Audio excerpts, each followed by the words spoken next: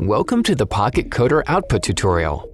Make sure the smart sensor is mounted in the holder and the target is positioned correctly. The sensor is connected to the PocketCodr through a cable.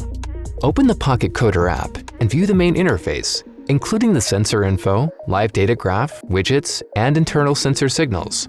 Start the output configuration by selecting the Action widget and explore the configuration possibilities. The sensor physical output can be set in different ways depending on the application. As a fixed level, either high or low, as an internal switching channel or signal, or a logical combination of internal signals.